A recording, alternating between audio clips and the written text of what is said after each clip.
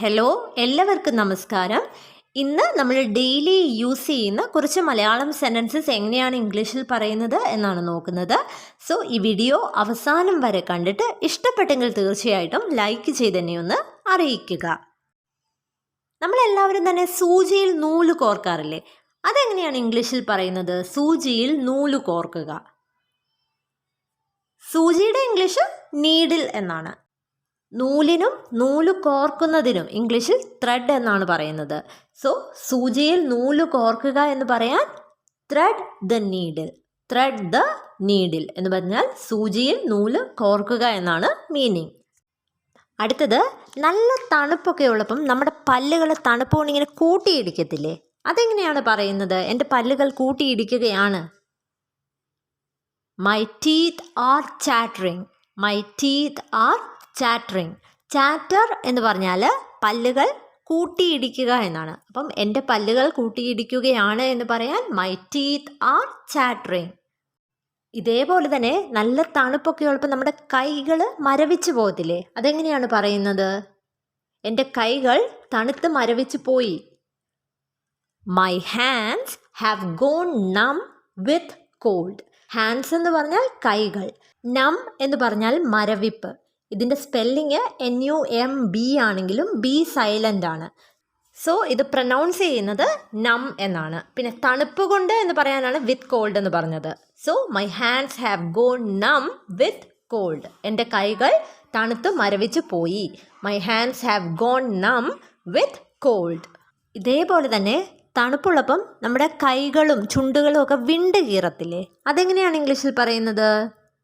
എൻ്റെ ചുണ്ടുകൾ വിണ്ട് കീറിയിരിക്കുകയാണ്. My lips are chapped. My lips are chapped. Chapped എന്ന് പറഞ്ഞാൽ വിണ്ട് കീറി എന്നാണ് മീനിങ്.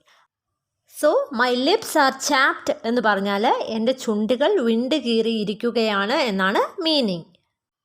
ഇനി കുഞ്ഞു കുട്ടികളൊക്കെ പൊടിയിലും മണ്ണിലും ഒക്കെ കളിച്ചിട്ട് വരുമ്പോൾ നമ്മൾ പറയത്തില്ലേ, നിൻ്റെ കാൽപാദങ്ങൾ ചവിട്ടിയിലൊന്ന് തൂത്തിട്ട് കയറാൻ പറയത്തില്ലേ, അല്ലെങ്കിൽ തുടച്ചിട്ട് കയറാൻ പറയത്തില്ലേ? അതെങ്ങനെയാണ് പറയുന്നത്?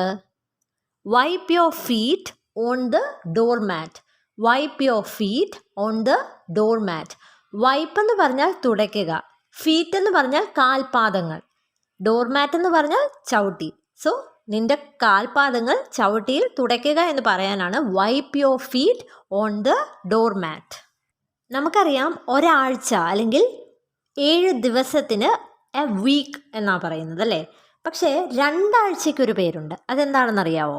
Fort night. അപ്പോൾ ഞങ്ങൾ മുംബൈയിൽ 2 ആഴ്ച ചിലവിടാൻ പ്ലാൻ ഇടുന്നു എന്നെങ്ങനെ പറയും? We are planning to spend a fortnight in Mumbai. We are planning to spend a fortnight in Mumbai. Plan എന്ന് പറഞ്ഞാൽ പദ്ധതി ഇടുക, ഉദ്ദേശിക്കുക എന്നൊക്കെയാണ് മീനിങ്. സ്പെൻഡ് എന്ന് പറഞ്ഞാൽ ചിലവഴിക്കുക. എ ഫോർട്ട് നൈറ്റ് എന്ന് പറഞ്ഞാൽ 2 ആഴ്ച.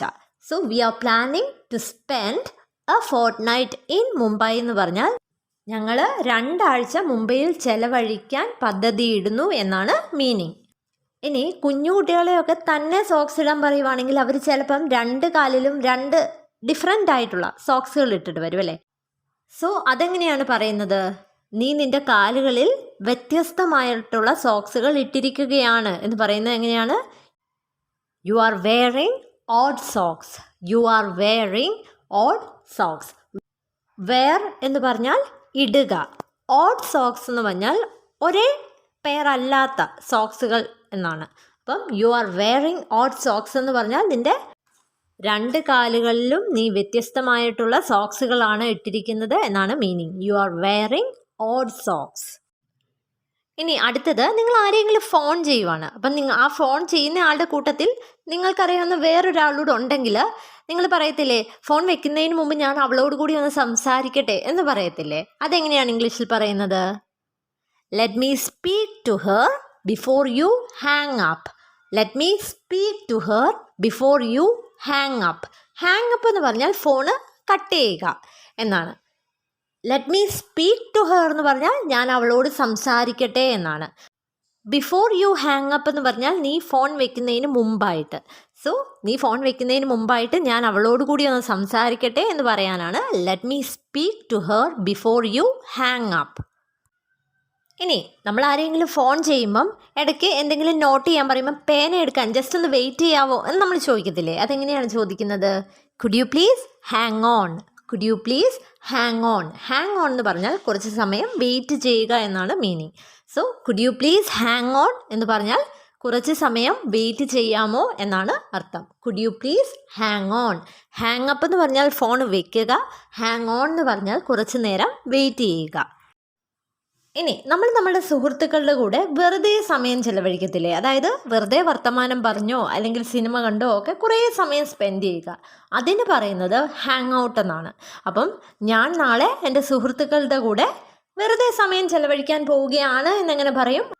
I am going to hang out with my friends tomorrow. I am going to hang out with my friends tomorrow. നമ്മുടെ ലൈഫിൽ എന്തെങ്കിലും ഒരു കാര്യം സംഭവിക്കുകയാണ്, ആദ്യം അത് നിർഭാഗ്യം എന്ന് തോന്നിപ്പിക്കുകയും പിന്നീട് അതൊരു ഭാഗ്യകരമായ കാര്യമായിട്ട് മാറുകയും ചെയ്താൽ അതിനെ ബ്ലെസ്സിങ് ഇൻ ഡിസ്ഗൈസ് എന്നാണ് പറയുന്നത്. ഉദാഹരണം പറഞ്ഞാൽ നിങ്ങളുടെ ജോലി നഷ്ടപ്പെട്ടു, പക്ഷേ ആ ജോലി നഷ്ടപ്പെട്ടത് കൊണ്ട് അതിലും കൂടുതൽ സാലറിയോടുകൂടി നിങ്ങൾക്ക് ഒരു ജോലി കിട്ടിയെന്ന് വെച്ചോ. സോ ആ ജോലി നഷ്ടപ്പെട്ടത് ശരിക്കും ഒരു ബ്ലെസ്സിങ് ഇൻ ഡിസ്ഗൈസ് ആണ്. അതായത് ആദ്യം നിർഭാഗ്യം എന്ന് തോന്നി പിന്നീട് അത് ഒരു നല്ല കാര്യമായിട്ട് മാറി. സോ അതെങ്ങനെയാണ് പറയുന്നത്? Losing that job was really A blessing in disguise. Losing that job was really A blessing in disguise. Losing that job എന്ന് പറഞ്ഞാൽ ആ ജോലി നഷ്ടപ്പെട്ടത്, റിയലി എന്ന് പറഞ്ഞാൽ ശരിക്കും, ബ്ലെസ്സിങ് ഇൻ ഡിസ്ഗൈസ് എന്ന് പറഞ്ഞാൽ ആദ്യം ഒരു നിർഭാഗ്യകരമായ കാര്യമെന്ന് തോന്നി പിന്നീട് അത് നല്ലതായി ഭവിച്ചു. ഇനി നമ്മൾ എന്തെങ്കിലും ഒരു കാര്യം ചെയ്യാൻ ശ്രമിച്ചിട്ട് അത് പരാജയപ്പെട്ടു പോയെന്ന് വെച്ചു. അപ്പോൾ നമ്മളോട് പറയത്തില്ല നീ വിട്ടുകൊടുക്കരുത്, നീ ഇനിയും ശ്രമിച്ചുകൊണ്ടിരിക്കുക എന്ന് പറയത്തില്ലേ? അപ്പം ഇങ്ങനെ വിട്ടുകൊടുക്കരുത് എന്ന് പറയുന്നത് എങ്ങനെയാണ്? Don't give up. Give up എന്ന് പറഞ്ഞാൽ വിട്ടുകൊടുക്കുക. അപ്പം വിട്ടുകൊടുക്കരുത് എന്ന് പറയാനാണ് ഡോണ്ട് ഗിവ് അപ്പ്. നമ്മൾ കടയിൽ ചെല്ലുമ്പം ഒരു ഷർട്ട് ഇഷ്ടപ്പെട്ടു, അതിന് ഗ്രീൻ കളറാണ്. അപ്പം ഇതിൻ്റെ തന്നെ ബ്ലാക്ക് ഉണ്ടോ എന്ന് നമുക്ക് ചോദിക്കണം. അതെങ്ങനെ ചോദിക്കും? Does this come in black?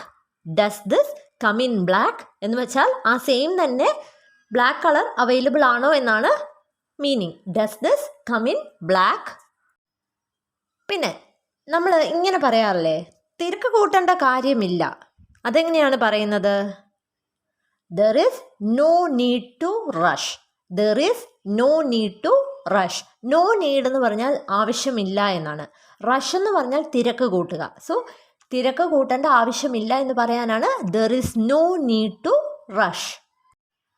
അടുത്തത് താമസിയാതെ അല്ലെങ്കിൽ പിന്നീട് അവൾ അവളുടെ തെറ്റുകൾ മനസ്സിലാക്കും എന്ന് പറയണം. താമസിയാതെ അല്ലെങ്കിൽ പിന്നീട് എന്ന് പറയാൻ വേണ്ടിയിട്ടാണ് സൂണർ ഓർ ലേറ്റർ എന്ന് പറയുന്നത്. Sooner or later she will realise her mistakes. Sooner or later she will realise her mistakes. Realise എന്ന് പറഞ്ഞാൽ മനസ്സിലാക്കുക, ഹെർ മിസ്റ്റേക്സ് എന്ന് പറഞ്ഞാൽ അവളുടെ തെറ്റുകൾ. സോ താമസിയാതെ അല്ലെങ്കിൽ പിന്നീട് അവൾ അവളുടെ തെറ്റുകൾ മനസ്സിലാക്കും. Sooner or later she will realise her mistakes. അടുത്തത് ഇതാണ് ഞാൻ തെളിയിക്കാൻ ആഗ്രഹിക്കുന്നത്. അതെങ്ങനെ പറയും? This is what I want to prove. This is what I want to prove. This is what എന്ന് പറഞ്ഞാൽ ഇതാണ് എന്നാണ് meaning. I want to prove എന്ന് പറഞ്ഞാൽ ഞാൻ തെളിയിക്കാൻ ആഗ്രഹിക്കുന്നത്. So this is what I want to prove എന്ന് പറഞ്ഞാൽ ഇതാണ് ഞാൻ തെളിയിക്കാൻ ആഗ്രഹിക്കുന്നത് എന്നാണ് മീനിങ്. അടുത്തത് ആർക്കാണ് വിധി മാറ്റാൻ കഴിയുക? Who can change the destiny. Who can change the destiny. Who എന്ന് പറഞ്ഞാൽ ആര്, ആർക്ക് എന്നൊക്കെ ചോദിക്കാൻ ഹു തന്നെയാണ്. ചേഞ്ച് എന്ന് പറഞ്ഞാൽ മാറ്റുക, ഡെസ്റ്റിനി എന്ന് പറഞ്ഞാൽ വിധി. അപ്പം ആർക്കാണ് വിധി മാറ്റാൻ കഴിയുക എന്ന് ചോദിക്കാൻ who can change the destiny. ഇനി ആരെങ്കിലുമൊക്കെ എന്തെങ്കിലും നല്ല കാര്യം ചെയ്യുമ്പം നമ്മൾ അവരോട് പറയത്തില്ലേ, ഈ നല്ല കാര്യം തന്നെ തുടരുക, അവരെ എൻകറേജ് ചെയ്യാൻ വേണ്ടിയിട്ട്. അതെങ്ങനെയാണ് പറയുന്നത്? Keep up the good work.